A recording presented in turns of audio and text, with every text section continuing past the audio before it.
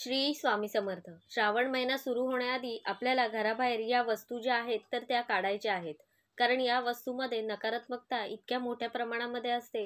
तर श्रावण महिन्यामध्ये जी काही आपण सेवा करतो, व्रत करतो, देवाची जी काही साधना करतो, त्याचं आपल्याला फळ मिळत नाही. किती पण मन लावून करा, पण या गोष्टींमध्ये नकारात्मकता साचलेली असते आणि त्याचा आपल्या सेवेला विरोध होतो. आणि मग आपल्याला आपल्या आयुष्यामध्ये जे काही पाहिजे, इच्छित फळ जे आहे ते मिळत नाही.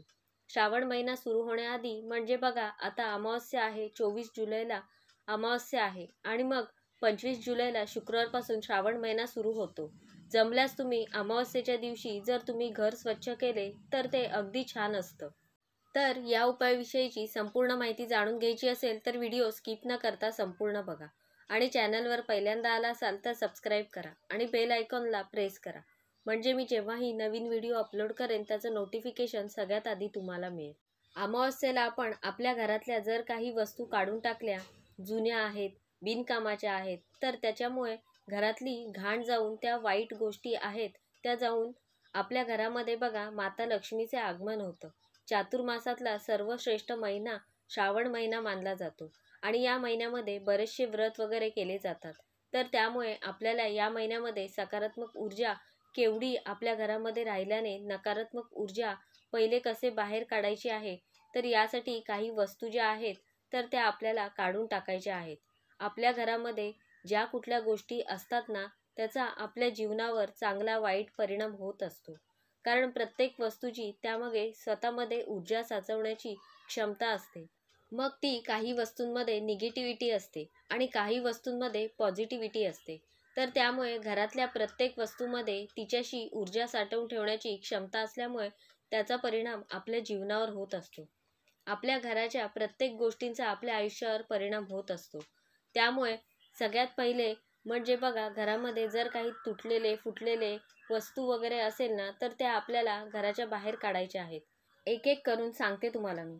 प्रत्येक घरामध्ये तिजोरी किंवा लॉकर असतात असं नाहीये, पण एखादी जागा अशी असते आपल्या घरामध्ये की त्यामध्ये आपण आपलं मौल्यवान वस्तू ठेवत असतो. भलेही पैसे असतील, काही दागिने वगैरे असतील, त्याला आपण तिजोरी म्हणतो. जर अशी तिजोरी जर तुमची तुटकी फुटकी किंवा अस्वच्छ असेल तर ती पहिले स्वच्छ करायची. भलेही तिथे तुम्ही 100 रुपये ठेवता, पण आपल्यासाठी ते आपलं धन असतं. म्हणून तिजोरीची जागा स्वच्छ पाहिजे. ती तुटकी फुटकी जी काही असेल तर ती तुम्ही रिपेअर करायची आहे. असं जर असेल तर तुमच्या घरामध्ये दारिद्र्यता येते. त्यामुळे नक्की लक्षात ठेवा. यानंतर घरामध्ये जर तुटकी फुटकी भांडी असतील, चिरलेली भांडी असतील, वाट्या, ताटं, ग्लासं जे काही असतील तर ते सुद्धा तुम्हाला बाहेर काढायचं आहे. या तुटक्या फुटक्या वस्तू ज्या आहेत तर त्या हानी पोचवत असतात. बऱ्याचदा असं होतं की पैसा येतो घरामध्ये, पण अगदी पाण्यासारखा खर्च होतो. कुठल्या वायफळ गोष्टींमध्ये खर्च होतो हे आपल्याला कळत सुद्धा नाही. यानंतर सगळ्यात महत्त्वाचं म्हणजे देवघरामध्ये खंडित, तुटलेली फुटलेली मूर्ती किंवा फोटो ठेवू नका. यामुळे सुद्धा घरातली आर्थिक स्थिती जी आहे तर ती खालावत जाते. म्हणून देवघरातले काही ग्रंथ असतील तर तुम्ही व्यवस्थित चिकटपट्टी लावून व्यवस्थित करून घ्या.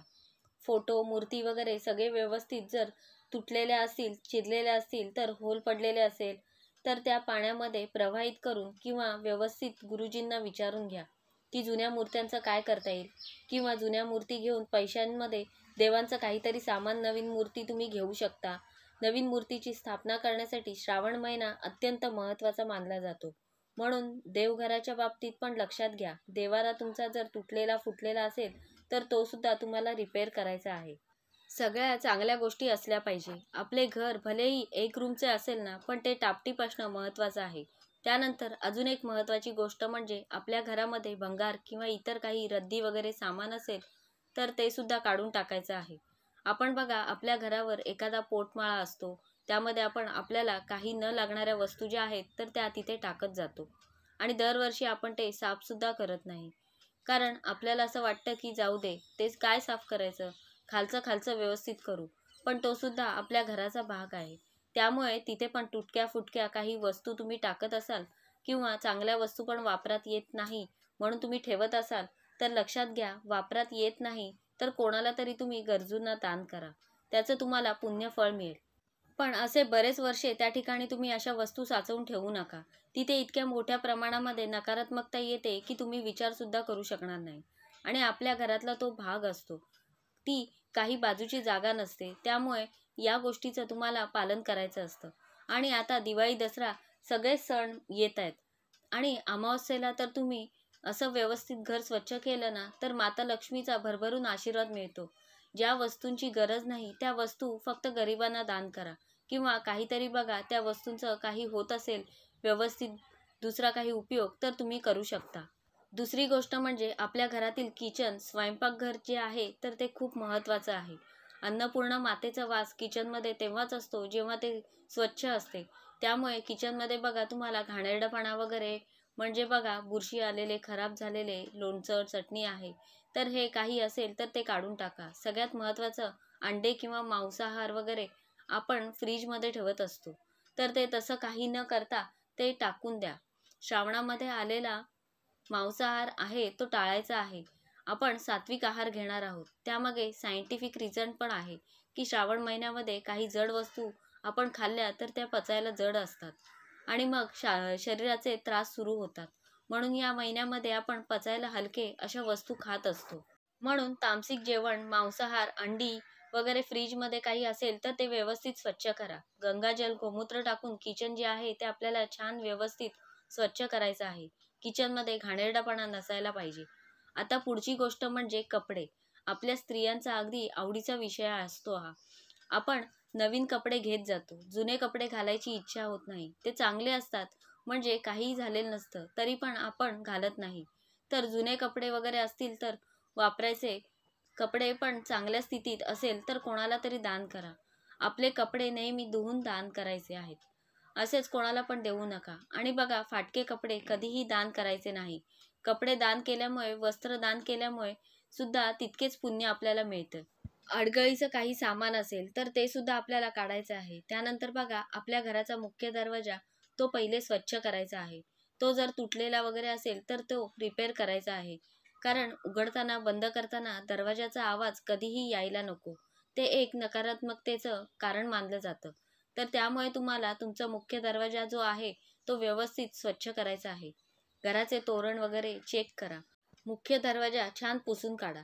आता श्रावण महिना सुरू झालेला आहे. सगळे छान छान सणवार येणार आहेत आणि हळूहळू तुम्ही आता कामं केले ना तर तुम्हाला बघा दिवाळीचं अजिबात असं बर्डन येणार नाही. आणि मुख्य दरवाजावर तुम्हाला हळदी कुंकूने स्वस्तिक काढायचं आहे. जेवढे करता येईल तेवढे करा. बघा, मला मान्य आहे आजकाल स्त्रिया वर्किंग असतात. तुमच्याकडे कोणी कामाला मावशी येतात तर त्यांच्याकडून तुम्ही करून घ्या. तुम्ही स्वतः काही करा, कारण याचा फायदा आपल्या स्वतःला होणार आहे. आणि घर स्वच्छ असलं ना तर घरामध्ये रोगराई सुद्धा राहत नाही. म्हणून नक्की लक्षात ठेवा. तुटकं फुटकं फर्निचर, भंगार, इलेक्ट्रिक काही वस्तू असतील वगैरे तर या तुम्हाला वापरायच्या नसतील तर कोणाला तरी दान करा. आणि बंद पडलेले घड्याळ अजिबात ठेवू नका. एकतर ते चालू करून वापरा किंवा नाही वापरायचे कोणाला तरी देऊन टाका. पण बंद पडलेले घड्याळ घरामध्ये टांगून ठेवू नका. असंच कुठे तुम्ही ठेवू नका. त्याचा आपल्या आयुष्यावर परिणाम होतो. आपली प्रगती थांबते. अडथळे येतात आपल्या मार्गामध्ये. त्यामुळे बंद पडलेले घड्याळ आहे ते तुम्हाला टाकून द्यायचे आहे किंवा रिपेअर करून ते वापरायचे आहे. त्यानंतर उत्तर दिशा ही धनाची दिशा मानली जाते. तर त्यामुळे उत्तर दिशेला काही जड सामान वगैरे ठेवू नका. उत्तर दिशा ही कुबेराची दिशा असल्यामुळे त्या साईडला तुम्ही तुमचं लॉकर वगैरे बघा अशा गोष्टी ठेवू शकता. उत्तर दिशेला घाणेरडापणा, कचरा, धूळ वगैरे, अडगळीचं सामान वगैरे अजिबात ठेवू नका. दुसरी गोष्ट म्हणजे बघा, ह्या गोष्टी ज्या मी सांगते तुमची छोटी मोठी कंपनी, दुकान सगळ्यांसाठीच लागू पडतात. दुकानांमध्ये वगैरे सुद्धा अशी स्वच्छता करायची आहे. पुढची गोष्ट म्हणजे जुने चप्पल, बूट. चप्पल बुटांमध्ये तर बघा नकारात्मकता खूप मोठ्या प्रमाणात असते. आपण जर बघा चप्पल चोरीला गेली की म्हणतो, जाऊ द्या बरं झालं, इडापिडा गेली. तुमच्या घरामध्ये चांगले चप्पल, आपल्या स्त्रियांना सवय असते, सगळे खूप नवीन नवीन चप्पल घेतो, सँडल घेतो, शूज घेतो. ते वापरण्यायोग्य असतील तर ते वापरा. वापरायचे नसतील तर कोणाला तरी दान करा. नाहीतर तुटले फुटलेले असतील तर तुम्ही टाकून द्या. तुटक्या फुटक्या चपला जर दारामध्ये अजिबात ठेवायला नको. त्यामुळे घरामध्ये गरिबी येते, दारिद्र्य येतं. त्या घरामध्ये अलक्ष्मीचा वास असतो. त्यानंतर घरातले फॅन, जाळं, जळमटं हे सगळं तुम्ही स्वच्छ करा. आपण बघा फ्लॅट सिस्टीममध्ये राहतो. खिडक्यांमध्ये, गॅलरीमध्ये आपण झाडं लावतो, तर झाडांची पिवळी पानं वगैरे झाली असतील तर ती काढून टाका. मोजकेच झाड ठेवा, पण वाळलेले झाड, पिवळे झालेले झाड आपल्याला ठेवायचे नाही. कारण आता तर चांगले दिवस येणार आहेत. आपल्या घरावर महादेवांचा कृपा आशीर्वाद असावा. गणपती बाप्पा येणार आहेत. गणपती बाप्पांचा आशीर्वाद असावा यासाठी घर जे आहे ना ते अगदी टापटीप असलं पाहिजे. पैसा म्हणजे सगळं काही नसतं. आपल्याला शारीरिक आणि मानसिक समाधानासाठी हे सगळं करणं खूप आवश्यक आहे. घरामध्ये यामुळे शांतता टिकते. आणि ज्या घरामध्ये बघा तुम्ही एखाद्यावर इतकं छान छोटंसं असतं घर, पण खूप प्रसन्न वाटतं त्या घराकडे बघून. आणि एखाद्याचं घर खूप मोठं असेल 5-6 रूमचं, पण त्या घरामध्ये गेल्यावर ना असं कुठेतरी पॉझिटिव्ह वाटत नाही. काहीतरी बघा असं काहीतरी सामान पडलेलं असतं. तर त्यामुळे मी नेहमी सांगते, घर छोटं असू द्या, भाड्याचं असू द्या, पण ते स्वच्छ असणं आपली जबाबदारी आहे. भाड्याचं असेल तरी या गोष्टीचं पालन करायचं आहे. कारण त्या घरामध्ये तुम्ही राहताय, भाड्याचं असेल तरी. तिथे तुम्ही अन्न शिजवलेलं खाताय. तुम्ही तिथे राहता, खाता, झोपताय, त्याबद्दल तुम्ही भाडं देताय. म्हणजे ती वास्तू तुमची झाली. तर त्यामुळे त्या घराचं सुद्धा आपल्याला अशा प्रकारे काळजी घ्यायची आहे. व्यवस्थित बघा, सगळ्या गोष्टी अगदी बारीक बारीक गोष्टी सांगितल्या आहेत. म्हणून न चुकता न विसरता श्रावण महिना येण्याआधी अमावस्येच्या दिवशी सुद्धा तुम्ही या गोष्टी बघा, कचरा वगैरे बाहेर काढा, की जेणेकरून माता लक्ष्मी घरामध्ये प्रवेश करेल आणि आपल्या सगळ्या इच्छा पूर्ण होतील. आपल्या कष्टासोबत नशिबाची साथ मिळणं हे जास्त महत्त्वाचं आहे. तर अशा प्रकारे मी तुम्हाला संपूर्ण माहिती देण्याचा प्रयत्न केला आहे. कसा वाटला तुम्हाला आजचा व्हिडिओ मला नक्की सांगा. आवडला असेल तर लाईक करा, जास्तीत जास्त लोकांपर्यंत शेअर करा आणि असेच छान छान व्हिडिओ पाहण्यासाठी आजच आपल्या स्वामी माझे गुरु या चॅनलला सबस्क्राईब करा. धन्यवाद.